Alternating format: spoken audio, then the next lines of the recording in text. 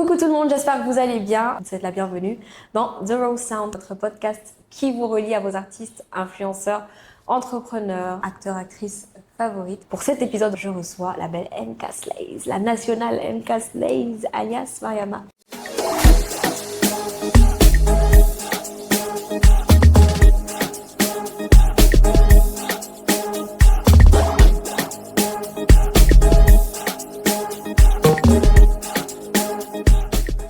Bonjour Mariama. Bonjour. Comment vas-tu? Ça va et toi? Ça va. Alors, est-ce que tu peux te présenter, s'il te plaît?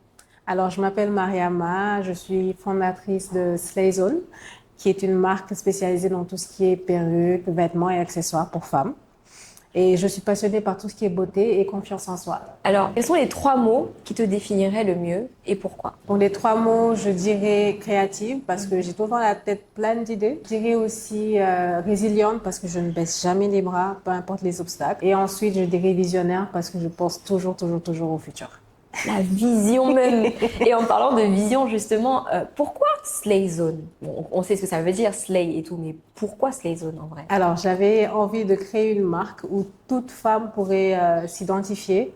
Et voilà, Slayzone, Slay, ça veut dire quand tu es bien habillée, on te dit you slay. Donc, ça veut dire que tu as tout tué. donc Slayzone vient de ce nom-là. Aussi, c'est parti d'une intention de vouloir avoir une indépendance financière. Ouais. Ouais. Alors justement, on va en parler de cette indépendance financière-là parce que c'est vrai que c'est important pour les femmes de vouloir se sentir indépendantes.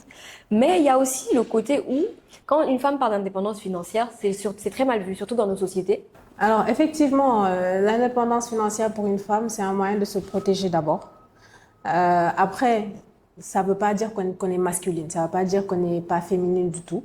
On peut tout autant être féminine et en même temps être indépendante financièrement. Et même pour celles qui veulent après dépendre d'un homme, entre guillemets, il faut toujours avoir quelque chose dans sa poche quand même, au cas où. Au cas où il y a droit.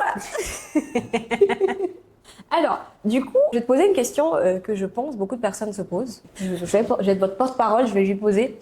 Tu te sens plus influenceuse ou entrepreneur? Et pourquoi? Parce que on a très bien vu, et d'ailleurs je pense que c'est ce qui fait la beauté et l'originalité de Slayzone, c'est que tu es ton propre mannequin. Et que je sais que la majorité, mais vraiment la majorité des personnes, aiment acheter chez Slayzone pour ça. Parce que non seulement tu représentes ta marque, mais tu la représentes très bien, parce que tu es magnifique, franchement. Merci. Alors, du coup, tu te sens plus influenceuse ou entrepreneur, dis-nous? Alors, entrepreneur sans hésiter.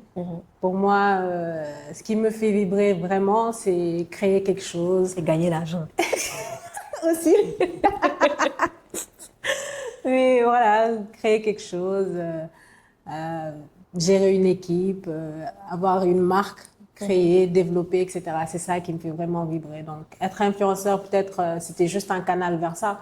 Mais l'idée de départ, c'était vraiment de créer une marque, créer un business, etc. Ouais. Est-ce que tu as quelque chose, par exemple, que les gens ne savent pas forcément, mais qui est quelque chose qui fait partie de toi, que tu aimes bien, que voilà. Alors, je ne sais pas si les gens ne savent pas forcément ça, mais je ne suis pas du tout extravertie. D'ailleurs, après une situation très sociale avec, par exemple, je sais pas, un événement ou un truc du genre, j'ai besoin de recharger mes batteries.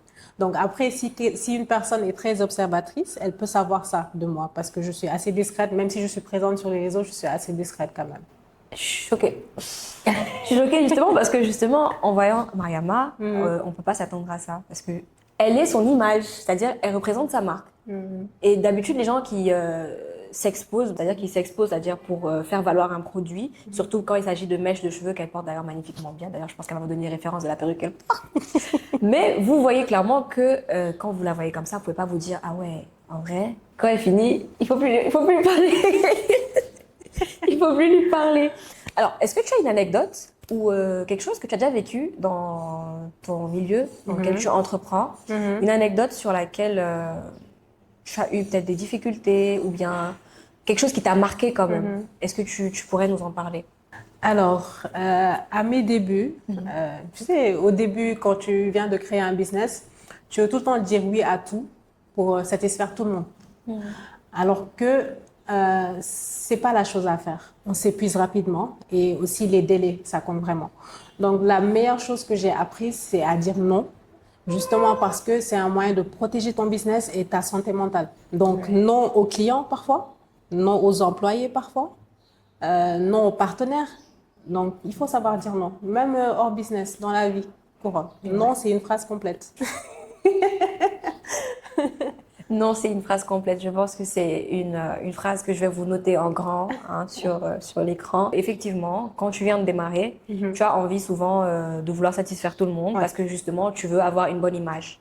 Donc, pour toutes personnes qui justement sont dans l'entrepreneuriat, qui ont des business, retenez la phrase. Non, c'est une phrase très complète. Là, c'était déjà un conseil que tu as donné justement, mais est-ce que tu aurais encore un autre conseil pour toute personne qui voudrait suivre ta voie? Donc, la voie de cette personne-là qui, un, s'affirme, deux, qui a confiance en soi, et trois, qui réalise franchement sur le marché au Sénégal et même, je suppose, à l'étranger, en termes de business, en tout cas dans son domaine, donc tout ce qui est perruque, habillement, en tout cas tout ce qui est univers féminin, très honnêtement, et là, c'est pas juste pour la hyper, même si elle mérite pour la hype, très sincèrement, ses produits sont de qualité, elle a un service client excellent aussi. Il y a beaucoup de personnes qui veulent peut-être entreprendre, mais qui ont besoin qu'on les accompagne, qui ont besoin qu'on les guide parce qu'elles n'ont pas forcément un trait de caractère fort ou elles n'ont pas forcément un trait de caractère assez imposant qui leur permettent justement de pouvoir se lancer seules. Il y a des personnes qui ont besoin qu'on les accompagne. Donc, si tu devais accompagner quelqu'un, qu'est-ce que tu lui dirais comme conseil? Justement, je me dis que à l'ère du numérique, c'est justement fait pour ce genre de personnes-là. Ces personnes qui ne peuvent pas s'affirmer face à une personne. Donc, être derrière l'écran, c'est quand même bien pour ce type de personne-là qui n'est pas vraiment extroverti, comme moi, etc. Maintenant, le conseil que je donnerais, le meilleur moyen de se faire de l'argent, pour ceux qui ne font du business que pour l'argent, le meilleur moyen de se faire de l'argent, c'est d'identifier un problème et d'apporter une solution. L'argent est une conséquence naturelle. Donc ça, ensuite, il faudra se démarquer. Qu'est-ce qui fait la différence entre toi et ton concurrent? Parce que j'adore dire que, en réalité, est-ce que j'ai des concurrents? Parce que dans la ligne dans laquelle je suis, je sais que, ouais. Après, tu auras 1000 personnes qui vendent des perruques, tu auras 1000 personnes qui vendent des mèches, tu auras 1000 personnes qui vendent des vêtements, mais chacun se démarque. Voilà. Ensuite, il faut connaître son cœur de métier. Ça, c'est très, très important. Aujourd'hui, je suis à mesure de remplacer les 19 personnes qui travaillent chez Slayzone. Chacune d'elles, à part le livreur. Pas encore. Pas encore. À part le livreur. Mais voilà, je suis à mesure de le faire. Et justement, je pense que ça, c'est une bonne chose parce que ça fait qu'aucun des employés est indispensable. Et beaucoup de business connaissent leur fin justement parce que la personne qui l'a créé ne connaît pas vraiment le cœur de métier. Donc, c'est très important de le faire. Aujourd'hui, je peux confectionner une perruque de A à Z, même la lace. Je peux aujourd'hui coudre un pantalon de A à Z aussi. Et donc, je pense que c'est une bonne chose de connaître son corps de métier quand même. Et du coup, est-ce que tu peux nous donner les références de ta perruque, s'il te plaît, Mariama? Alors, celle-ci, c'est une Rao Indian en single round. Voilà, c'est longueur 26, je pense. Voilà, donc vous pourrez contacter le service client avec une photo, peut-être, et ils vont vous donner les prix, etc. Super. Et du coup, si tu peux donner le numéro de téléphone de Slayzone.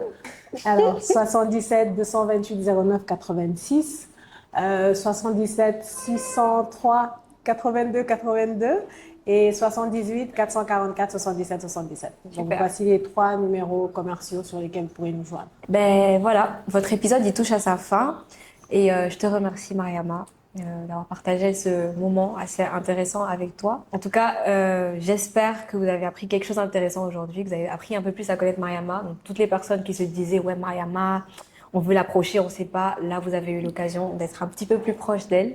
C'était un plaisir. Donc, Mariama, est-ce que tu peux dire au revoir à tout le monde? Alors, ça a été un plaisir pour moi de participer à cet épisode de Rose Sounds. Merci à Rosita de m'avoir invitée. Je suis très honorée.